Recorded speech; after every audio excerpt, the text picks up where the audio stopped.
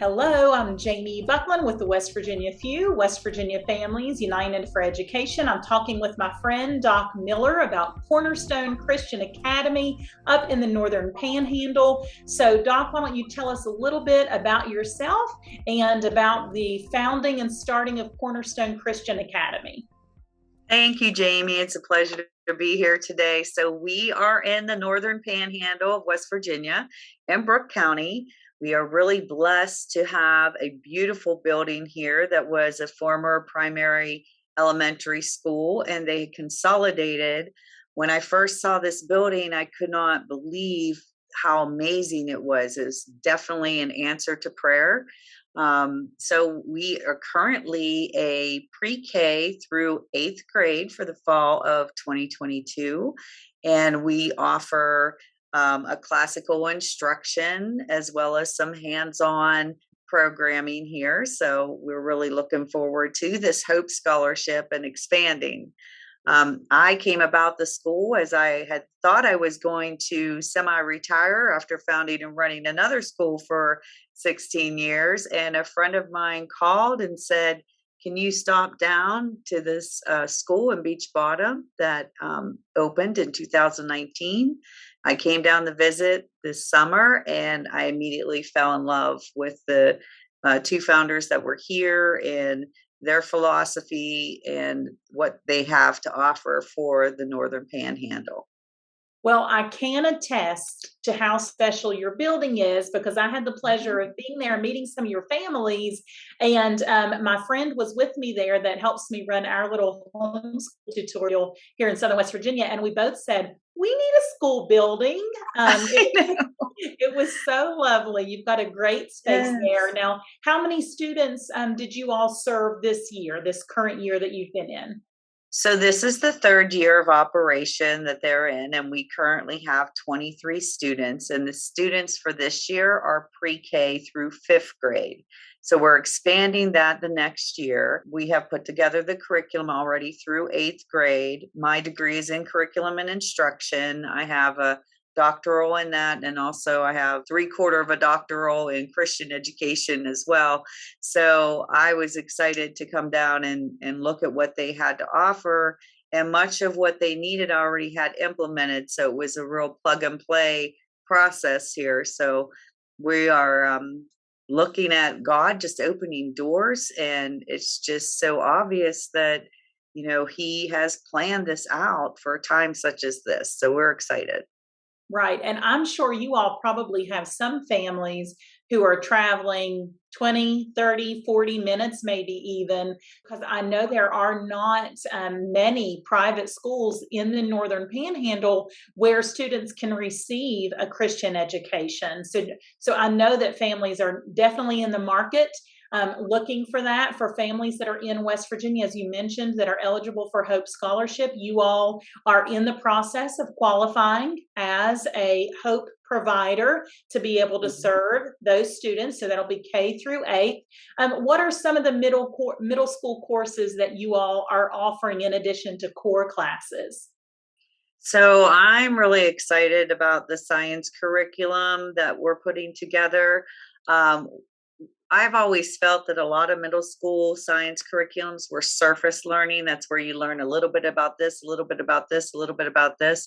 And we're going to we're not going to, we already have put together a life sustainability curriculum where we're going to do a community garden and we're going to take a look at harvesting techniques, preservation, drying, freezing, canning, all the nutrients that are in foods, how you can keep those foods natural. So, in addition to, of course, um, going over and learning about those surface areas that you want the kids to know about before entering high school, we're going to take a deep dive into the curriculum for sustainable living.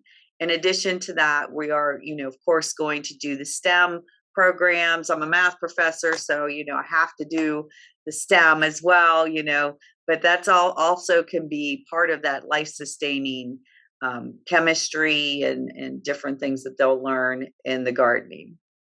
I love that. It's a shame I'm 4 hours, just over 4 hours away because Yes.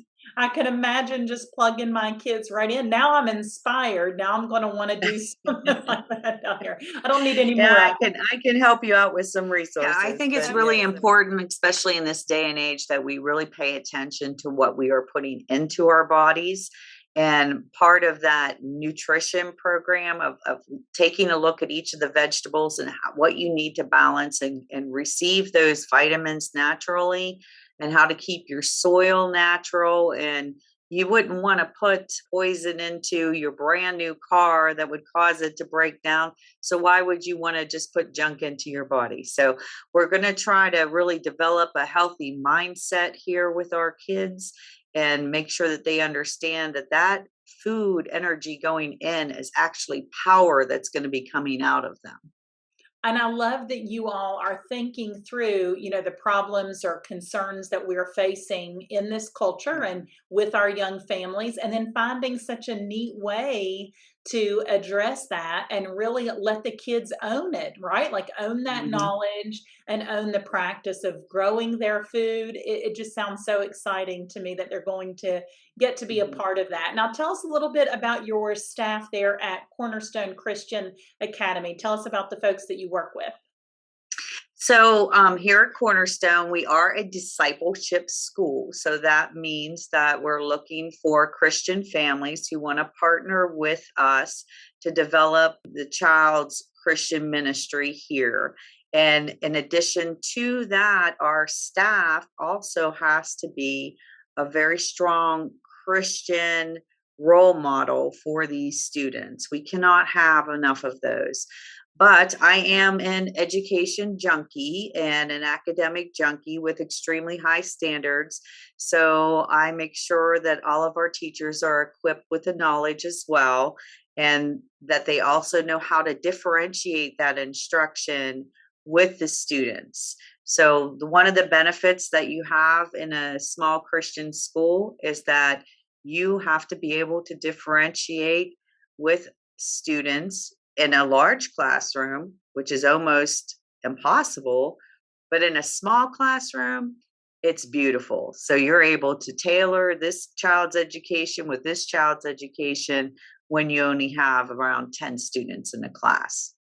Right, right. That's wonderful. Well, I Mhm. want to thank you so much for talking with me today about Cornerstone Christian Academy. And to those of you watching, if you are in the Northern Panhandle, I encourage you to reach out and learn more at wvcornerstone.com. Reach out to them. They also have a Facebook presence. We'll be sure to link to all of that and connect you. Anything else you want to share with our viewers, Doc Miller? I am just really looking forward to what this year's going to bring with the Hope Scholarship. I actually also have a lot of information about that. So if you even have questions about the Hope Scholarship, feel free to reach out and I'd be happy to help there as well. I love that. We need all the people to be a part of helping to educate our families in West Virginia. So thanks so much for talking with me. You can find more information at the links in the comments. Again, I'm Jamie Buckland with the West Virginia FUE. This was Doc Miller with Cornerstone Christian Academy. Thanks so much for watching.